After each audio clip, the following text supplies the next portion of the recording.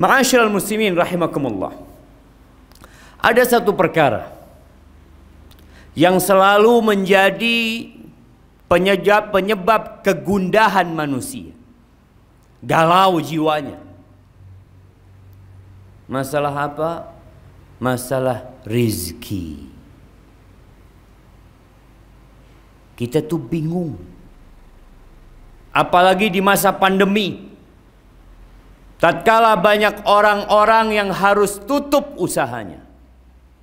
Sebagian di PHK, sebagian tidak punya pekerjaan apa-apa. Kalau ditanya siapa pemberi rizki, maka dia akan menjawab Allah Jalla Jalaluh. Innallaha huwar razzaq dzul quwwatil matin. Tapi prakteknya tatkala kita melihat di lapangan, sebagian masih mencari rizki di tempat-tempat pesugihan. Masih ada. Sebagian masih melakukan ritual-ritual perdukunan agar warung dia rame, agar tempat usaha dia lancar. Katanya Allah pemberi rizki. Kenapa engkau pergi ke tempat-tempat seperti itu? Ahibati fillah, di muka bumi ini Allah telah menetapkan wa ma min dabbatin fil ardi illa 'ala Allahi rizquha. Tidak ada satupun yang melata di muka bumi ini kecuali Allah yang menanggung rizki. Kita jangan bingung. Mau di PHK, mau usaha kita harus tutup. Rizki kita bukan di kantor tempat kita kerja. Rizki kita bukan di pasar tempat kita membuka usaha. Tapi di mana rizki kita? Wa fis sama rizqukum wa ma tu'adun. Di langit sana rizki kalian. Dan apa yang dijanjikan kepada kalian. Jauh sebelum kita lahir di muka bumi ini,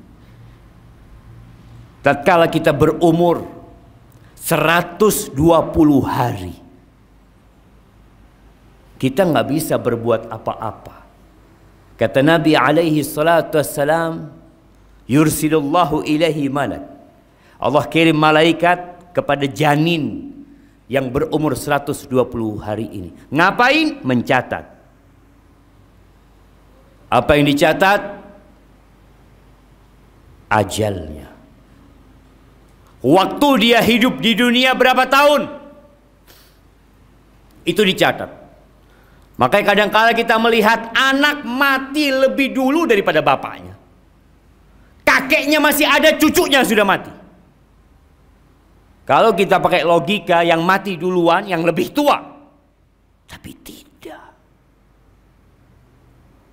Ajal itu Allah yang menentukan. Dan sudah dicatat. Wa rizqahu, rizkinya dicatat. Makanya kadang-kala kita ngelihat ada orang ngelamar kerja di sana, berulang kali ngelamar nggak diterima. Bukan di sana rizki dia. Ada orang yang berusaha untuk menjadi polisi. Dia mendaftar. Dia ikut ujian, ikut tes, nggak diterima. Pegawai negeri, berapa puluh ribu yang ikut tes dan berapa yang diterima. Udah dicatat rezeki. Tugas manusia hanya berusaha. Wa syaqiyun aw sa'id. Allah juga sudah tetapkan siapa yang masuk surga dan siapa yang masuk neraka. Berkaitan dengan rizki, Rasulullah sallallahu alaihi wasallam pernah mengatakan kepada para sahabatnya, Inna ruhal qudus nafatha fi ru'i. Sesungguhnya Jibril menghembuskan di ruhku. Dia mengatakan, an la tamut nafs. Nggak akan ada orang mati kecuali rizkinya sudah selesai. Antum lihat, ada orang punya harta 5 miliar, mati Loh, bagaimana dengan 5 miliar? Bukan rezeki dia. Selesai rezeki dia. Kadangkala kita ini berpikir rezeki kita tuh uang yang kita tumpuk, rumah yang kita miliki, kendaraan yang mewah. Rasul sallallahu alaihi wasallam mengatakan, yaqulu ibnu Adam, anak manusia mengatakan, mali, mali, ini milikku, itu milikku, yang itu punya aku, ini hartaku. Kata Nabi SAW, walaysa laka min malik, engkau tahu mana hartamu? Ma akalta, yang engkau makan lalu jadi kotoran, tuh, itu milikmu. Wa ma labista fa ablay, yang kau pakai sampai usang, itu hartamu. Wa ma tasaddaqta bihi fa abkait, yang engkau sedekahkan lalu engkau simpan, itu milikmu. Terus rumah, kendaraan, usaha, fatarikuhu linnas, dia tinggalkan buat manusia, bukan punya dia. Maka ingat, kita nggak bakalan mati sampai rizki kita sempurna buat kita. Wala yahmilannakum istibta'u rizq, jangan sampai gara-gara rizkinya lambat datangnya, dia cari dengan cara yang haram. Kenapa kita melihat masih ada pencurian, masih ada perampokan, masih ada begal, masih ada yang melacurkan dirinya? Ada apa? Orang-orang itu kepingin keburu kaya. Dia merasa rizkinya kok lambat, dia tempuh jalan yang haram. Kata Nabi SAW, fa inna ma indallah, yang di sisi Allah itu nggak bisa diraih kecuali dengan yang diridhain Allah Azza wa Jalla, dengan ketaatan kepada Allah. Yang merasa rizkinya sempit, istighfar. Bukan hanya berpikir, saya kerja keras, saya sekolah tinggi. Berapa banyak yang lulus S2 nggak dapat pekerjaan,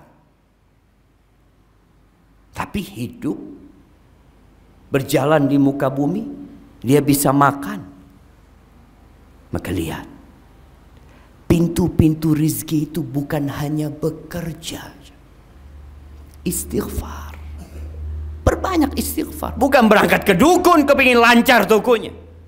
Allah Azza wa Jalla mengatakan, faqultu astaghfiru rabbakum innahu kana ghaffara. Aku sampaikan kepada kaumku, kalian istighfar, kalian minta ampun sama Allah. Allah itu Maha Pengampun. Ahibati fillah, bumi ini milik Allah, kita juga milik Allah. Yang kasih rezeki itu Allah, bukan bapak kita, bukan ibu kita. Minta ampun sama Allah. Yursilis sama alaikum midrara wa yumditkum bi amwal wa banin wa yaj'al lakum jannatin wa yaj'al lakum anhara.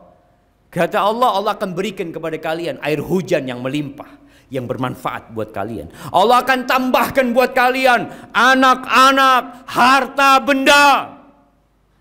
Allah akan alirkan sungai buat kalian. Malakum la tarjuna lillahi waqara. Tapi kenapa kalian nggak minta sama Allah? Kita masih sibuk bekerja. Ya, bekerja.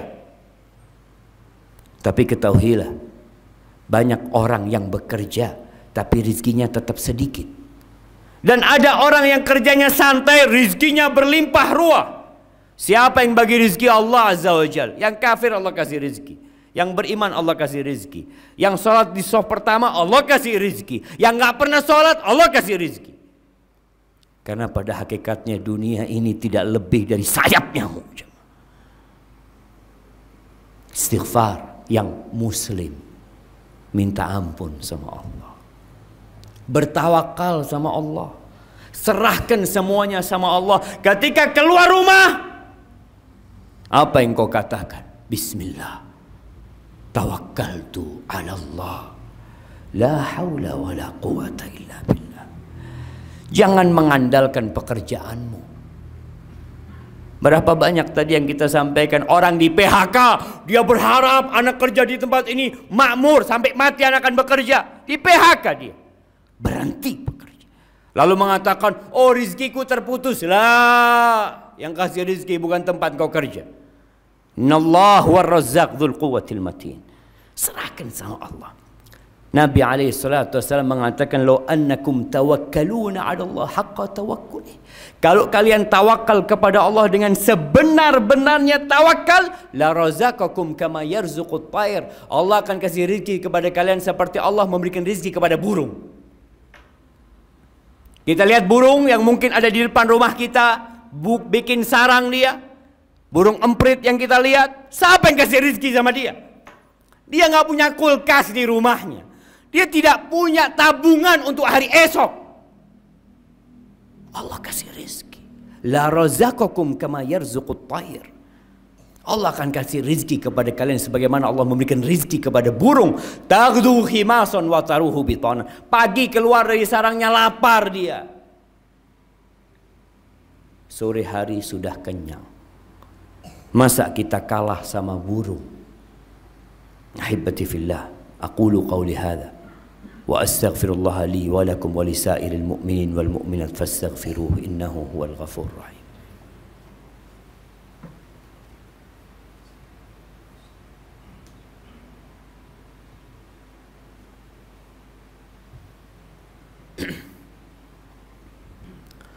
Alhamdulillah wa kafa. Wassalatu wassalamu ala nabiyil mustafa wa ala alihi wa ashabihi wa man iqtafa amma ba'd. Ahibati fillah, tiap pagi Rasulullah sallallahu alaihi wasallam berdoa. Tiap pagi. Kita mengaku umatnya Nabi Muhammad sallallahu alaihi wasallam. Kita baca enggak nih doa? Beliau mengatakan, Allahumma inni as'aluka ilman nafi'an wa rizqan tayyiban wa amalan mutaqabbala. Beliau minta 3 perkara tiap hari, tiap pagi. Ya Allah, aku memohon kepadamu yang pertama, ilman nafi'an, ilmu yang bermanfaat. Ilmu yang mendekatkan diri kepada Allah. Ilmu yang membuat kita jadi takut sama Allah. Bukan hanya ilmu untuk cari dunia. Ilmu yang bermanfaat. Yang kedua, warizqan thayyiban.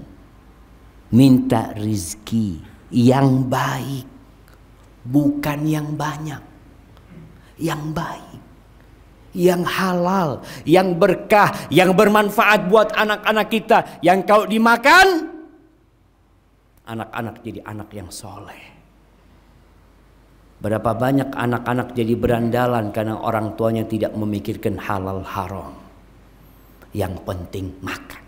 Nabi tidak meminta sembarang rizki, minta rizqan thayyiban.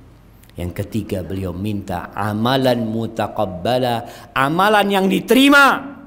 Karena tidak semua orang sholatnya diterima. Tidak semua orang puasanya diterima. Apa semua yang berkorban diterima korbannya? Apakah semua yang haji mabrur hajinya? Tidak. Bahkan Nabi SAW mengatakan, wa innar rajula la yusalli salata sittina salah. Ada orang yang sholat selama 60 tahun, walam tuqbal lahu sholat, satu pun sholatnya nggak diterima.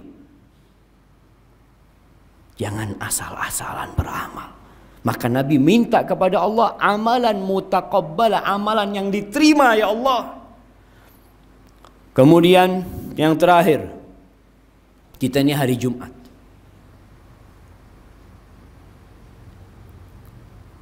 Ada surat dalam Al-Quran Karim namanya surat Jumat. Sebagian kita sampai mati nggak pernah baca surat Jumat. Sampai tua nggak pernah tahu aturan datang sholat Jumat. Allah Azza wa Jalla mengatakan, ya ayyuhalladzina amanu idza nudiya lis-salati min yaumil jumu'ah fas'au ila dzikrillah. Wahai orang-orang beriman, lagi-lagi dipanggil yang beriman. Enggak beriman, tutup kupingnya. Engkau beriman, dengarkan. Kalau kau orang kafir, tutup kupingnya. Ini panggilan spesial. Apa kata Allah? Kalau dikumandangkan azan Jumat, segera engkau. Segera. Ana lihat masih banyak yang hadir setelah imam naik mimbar. Kemana engkau? Sibuk cari dunia? Mau dibawa kemana itu dunia? Engkau lihat kuburan manusia, nggak ada satupun yang bawa rumahnya ke sana. Allah panggil. Malaikat itu hadir ketika Jumatan. Dia mencatat orang-orang yang datang. Tapi tatkala imam sudah naik mimbar, malaikat tutup bukunya. Engkau tidak tertulis di sana. Dan terus tiap Jumat kita telat. Ada orang yang telat karena keperluan, tapi ada orang yang telat karena meremehkan panggilan Allah Azza wa Jalla. Dipanggil komandannya, nomor 1 dia. Berada paling depan. Dipanggil Allah, hayya 'alas shalah, terakhir dia datang. Maka tolong dibaca surat Jumat, agar kita benar-benar tahu dengan aturan Muslim dengan hari Jumat ini. Dan hari Jumat ini harinya bersolawat kepada Nabi alaihi salatu wassalam. Engkau mengaku umatnya Nabi, innallaha wa malaikatahu yusalluna ala Nabi. Allah bersolawat sama Nabi. Malaikat-malaikat yang gak pernah berbuat dosa solawat sama Nabi. Ya ayyuhalladzina amanu sallu alaihi wa sallimu taslima. Wahai orang-orang yang beriman, bersolawat dan bersalamlah buat Nabi Muhammad alaihi salatu wassalam. Allahumma salli wa sallim wa zid wa barik wa an'im ala sayyidina wa maulana Muhammad.